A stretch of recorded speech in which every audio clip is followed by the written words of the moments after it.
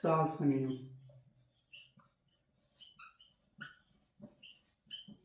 जाती है 1 degree centigrade ताप की वृद्धि करने पर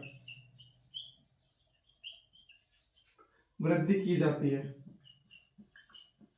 तो क्या होता है, उसके आयतन में 1/273.15 गुना बढ़ जाता है। उसका आयतन कितना बढ़ जाता है? 1/273.15 गुना बढ़ जाता है। देखिए कैसे, वी टी, वी टोटल हो जाएगा हमारा, ये है हमारा वी नोट बराबर प्रारंभिक आयतन।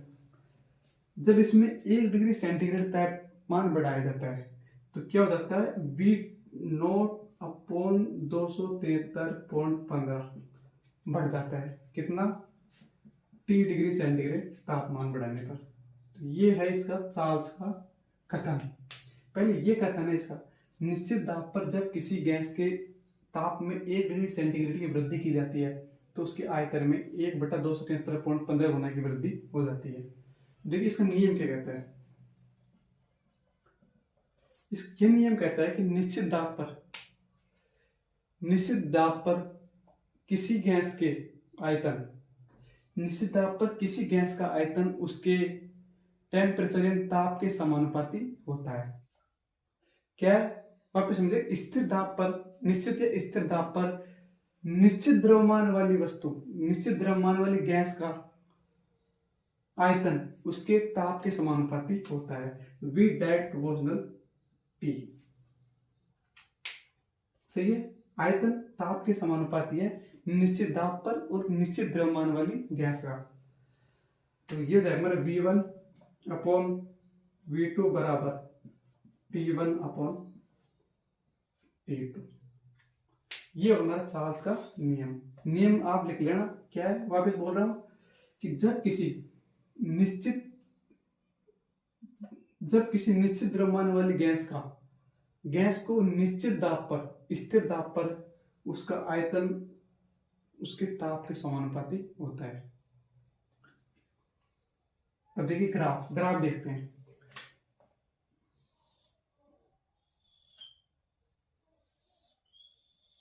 ये ग्राफ हमारा T डिग्री सेंटीग्रेड में यह हमारा ग्राफ है। जब यह ग्राफ खींचा जाता है V में और T केल्विन में खींचा जाता है। जब V और T में ग्राफ खींचेंगे केल्विन में, तब तो ये होगा स्ट्रेट लाइन प्राप्त होगा। लेकिन जब V में और T डिग्री सेंटीग्रेड में खींचा जाएगा ग्राफ तो ये स्ट्रेट लाइन प्राप्त नहीं होगा। कैसा प्राप्त होगा? कुछ पीछे की ओर प्राप्त होगा। इस प्रकार की स्ट्रेट लाइन प्राप्त होगी। स्ट्रेट लाइन प्राप्त होगी, इस प्रकार प्राप्त होगी। क्यों होगी?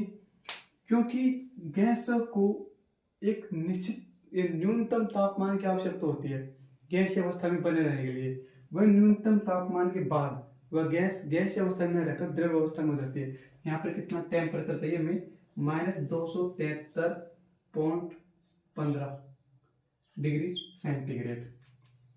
इतना टेम्परेचर से शुरुआत होती है, फिर हमें ये ग्राफ प्राप्त होता है। लेकिन केल्विन पे हमें डायरेक्ट 0 पॉइंट से ग्राफ प्राप्त होता है। तो इसको कहते हैं परमताप। ये होता है हमारा परमताप। अब देखिए इससे अगर और डिफाइन करें, हमें ये हो हमारा ग्राफ P1 P2 P3, ये ग्राफ है। यदि P1 P2 और P3 अगर यदि हमें इसका क्रम पूछे तो किस प्रकार ज्ञात करेंगे? देखिए हमें यहाँ पर P बराबर nRT, तो यहाँ पर लेते हैं P और T में संबंध के साथ। तो V को N और R को स्थिर करने पर तीनों को स्थिर कर देंगे। तो देखिए एक हमने ये लाइन की थी, ये वाली, सही है। इसको यहाँ पर मिलाया, इसको यहाँ पर मिलाया, इसको यहाँ पर मिलाया। ठीक, किसका मान अधिकतम आ रहा है? P3 का मान अधिकतम आ रहा है। P2 का मान कम आ रहा है और P का मान, तो ये P1 का मान कम आ रहा है T के रेस्पेक्ट में। तो क्या ग्राफ बनेगा हमारा P3 P2 P1। क्यों बनेगा? क्योंकि यहाँ पर देखिए P को बढ़ाएंगे तो T का मान भी बढ़ेगा। जैसे जैसे P का मान बढ़ाएंगे वैसे T का मान बढ़ेगा। यहाँ पर T का मान बढ़ रहा है तो P का मान भी बढ़ता हुआ क्रम होगा। ये हमारा चार्ल्स का नियम। यदि V में और T में ग्राफ खींचेंगे, V और V बाई T में, तो कैसा प्राप्त होगा?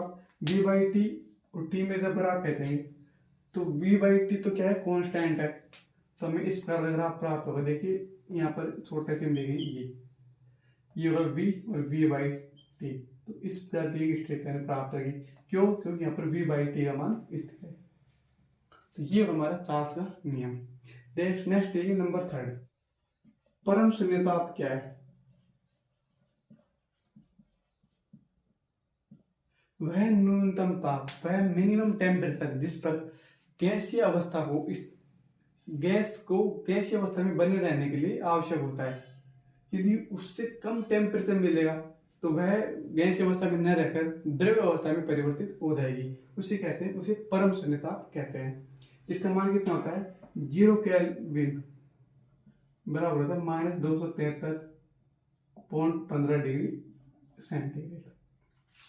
ये तो हमारा परम शून्य ताप। इस टेम्परेचर के नीचे गैस का गैसीय अवस्था में अस्तित्व न रहकर द्रव अवस्था में परिवर्तित हो जाती है। नंबर 3